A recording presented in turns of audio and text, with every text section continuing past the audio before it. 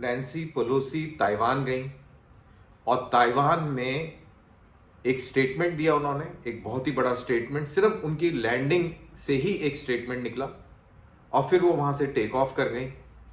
तो लैंडिंग में भी स्टेटमेंट था, टेक ऑफ में भी स्टेटमेंट था, और वहां पर उनके राष्ट्रपति से और बाकी अहदेदारों से जब उन्होंने मुलाकात करी तो वहां पर भी खड़े होकर बात करना इटसेल्फ भी एक बहुत बड़ा स्टेटमेंट था। इसको समझने के लिए हमको पूरे दुनिया की जियोपॉलिटिक्स को समझना होगा और अमेरिका की पोजीशन को समझना होगा। सबसे पहली चीज आपको यह ध्यान में रखना है कि अमेरिका की सुपर पावर स्टेटस के ऊपर पिछले 10 साल से सवालिया निशान लगने लगा था। लोग ये बातें करने लग गए थे कि ये डिमिनिशिंग पावर है, यानी कि अब अमेरिका का जो सितारा है वो धीरे धीरे छुपता जा रहा है और इस सितारे की बदली अब चीन करेगा। अब अमेरिका के लिहाज से भी थोड़ा समझते हैं कि अमेरिका को सितारा अगर डूबने से बचाना है तो उसको किस किस पर नजर रखनी पड़ेगी, कौन कौन है उस सितारे की जगह लेने के दावेदार। तो दुनिया के अंदर 4 मेजर प्लेयर जो कि इस सितारे के दावेदार हो सकते हैं या इस सितारे को चैलेंज कर सकते हैं। 4 दावेदार कौन हैं? रशिया, यूरोपियन यूनियन, चाइना और आपको सरप्राइजिंग लगेगा भारत भी। अब इनको एक बहुत अच्छा मौका मिला, दैट इज अमेरिकन्स को बहुत अच्छा मौका मिला, और वो मौका मिला यूक्रेन में। यूक्रेन के अंदर उन्होंने एक पॉलिटिकल डिस्पेंसेशन को हल्लाशेरी दी, उनको आगे बढ़ाया और उन्होंने वहां पर एक डिवीजन पैदा कर दिया, पॉलिटिकल डिवीजन। इसकी डिटेल में नहीं जाएंगे कि कैसे क्या हुआ, लेकिन ज़ेलेंस्की जब ये पावर में आए तो इन्होंने एक प्रो रशियन प्रेसिडेंट को हटाकर ये पावर में आए। ऑरेंज रेवोल्यूशन हुआ वहां पर और इन्होंने सत्ता पे ये काबिज हुए।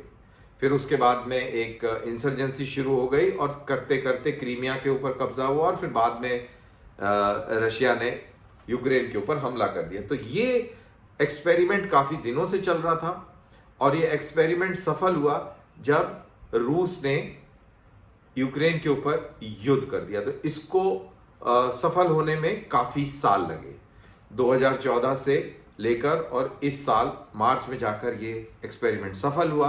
इसका फायदा ये हुआ कि रूस भी फिक्स हो गया और यूरोपियन यूनियन भी फिक्स हो गया। यूरोपियन यूनियन जो अपनी यूरो को लेकर और अपना एक अलग बिजनेस पैरेलल इस्टेब्लिश कर रहा था, अपनी करेंसी को डॉलर के पैरेलल में चलाने का प्रयास कर रहा था और एक तरीके से एक आइडेंटिटी ऐसी बनती जा रही थी जो जहां से ये भी आवाज आ रही थी कि हमको नेटो की जरूरत नहीं है, और नेटो को फंड भी नहीं करते थे, पैसे भी नहीं देते थे। इनफैक्ट डोनाल्ड ट्रंप का ये सबसे बड़ा इशू था कि हम आपकी सुरक्षा करते हैं, हम अपने फौजी वहां बिठाते हैं, एसेट भिजाते हैं, लेकिन आप इस नेटो को सपोर्ट करने के लिए कोई फंड नहीं करते। खासतौर से जर्मनी के ऊपर उनका निशाना रहता था।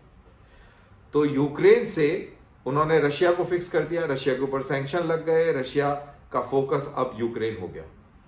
उधर यूरोपियन यूनियन को भी उसकी औकात पता लग गई और अब वहां पर भी प्राइसेस बहुत स्पीड से एस्केलेट हो गए, वहां भी रिसेशन जैसी सिचुएशन बढ़ गई और उनको भी पता लग गया कि हम कितने रशियन डिपेंडेंट हैं और ये सैंक्शन लगी है और इससे पूरा वहां पर खेल जो है अस्त व्यस्त हुआ है। तो यूक्रेन ने रशिया को फिक्स कर दिया, यूरोपियन यूनियन को फिक्स कर दिया। अब रह गया तीसरा चैलेंजर, अब वो है चाइना। चाइना जो अपने आप को ये समझने लग गया था कि मैं ही इस सितारे की बदली हूं, मैं ही इस सितारे को रिप्लेस करूंगा, उसको भी अपनी जगह दिखाने बहुत जरूरी थी। लेकिन उसको कैसे दिखाई जाए ये जगह, उसके लिए क्वाड बना और पूरी हरकतें हुई और चीन की घेराबंदी हुई, लेकिन वो बात बनी नहीं। साथ ही साथ पिछले साल अगस्त के महीने में इन्हीं दिनों तालिबान काबिज हो गया काबुल के ऊपर, और जिस तरीके से अफगानिस्तान से अमेरिकी फौजें वहां से भागी हैं, जो दृश्य लोगों ने देखे हैं, उससे और अमेरिका के सितारे पर सवालिया निशान हो गया। फिर बातें और स्ट्रांगली होने लग गई कि भाई सितारा अब डूबने वाला है, अब वो पावर नहीं है। क्वाड के अंदर भी इस तरीके की बातें हुई कि भाई ये अफगानिस्तान में जैसे अपनी जान बचा के भागे हैं, अगर चीन के साथ कुछ होगा तो ये यहाँ भी भागेंगे। छोटे छोटे जो आसियान मुल्क के जो देश हैं जो चीन से दुखी हैं, परेशान हैं, उनके अंदर भी ये शंका पैदा होने लग गई।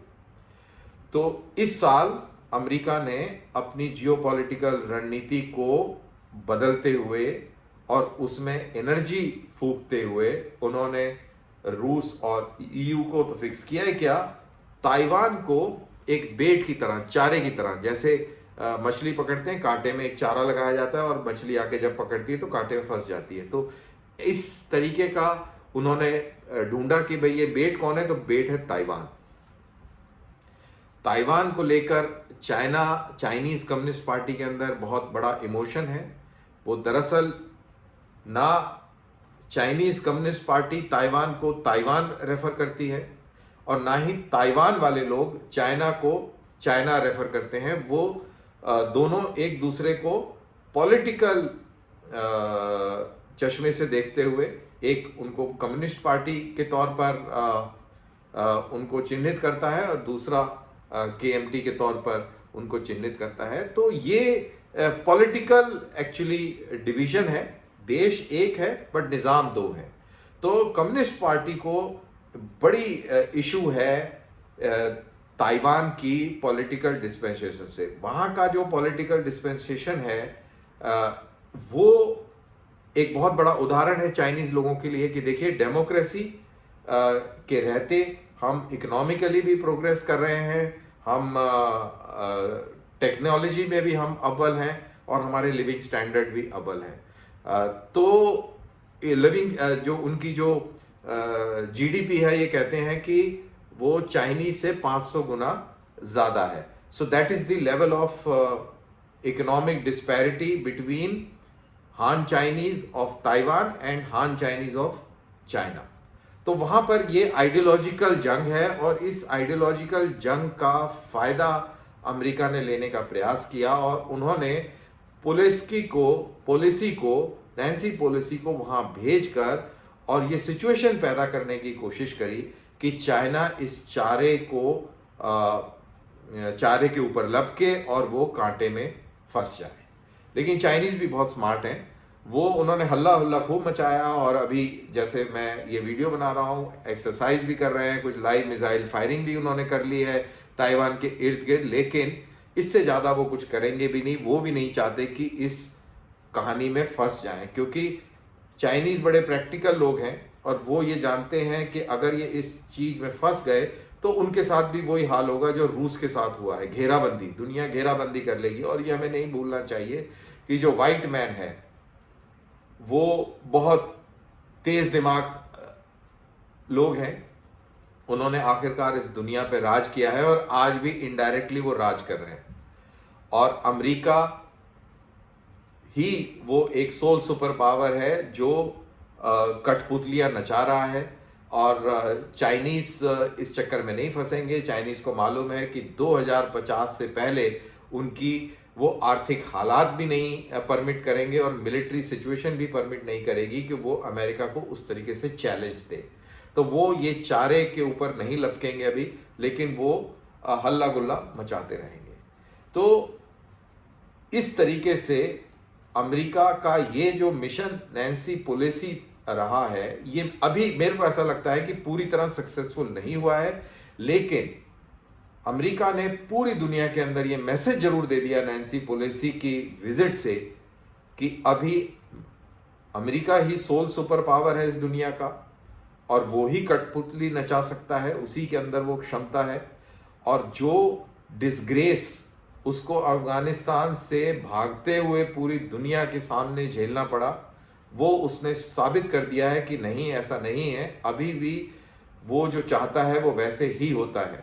यूक्रेन की लड़ाई कब की खत्म हो जाती अगर अमेरिका उसको, ज़ेलेंस्की को सपोर्ट नहीं करता, और उसी सपोर्ट की बदौलत रूस का जो इनिशियल जो ऑपरेशन था वो फेल हुआ, रूस की साख गिरी।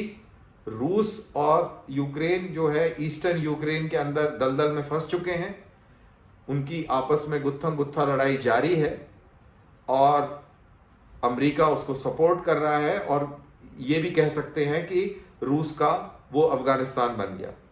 इधर अफगानिस्तान के अंदर भी तालिबान को उसकी औकात दिखा दी, पाकिस्तान को भी उसकी औकात दिखा दी। अल ज़वेरी को मारकर ये साबित कर दिया कि हम जहां चाहें वहां कार्रवाई कर सकते हैं। और उधर ताइवान में भी शी जिनपिंग को बता दिया कि आप जितना मर्जी हमको धमकाते रहें, आप में वो क्षमता नहीं है, आपकी औकात वो नहीं है, आप अपनी कद से ज्यादा ऊंची छलांग मारने का प्रयास कर रहे हैं। दरअसल इस पूरी दुनिया का मालिक अभी मैं ही हूं।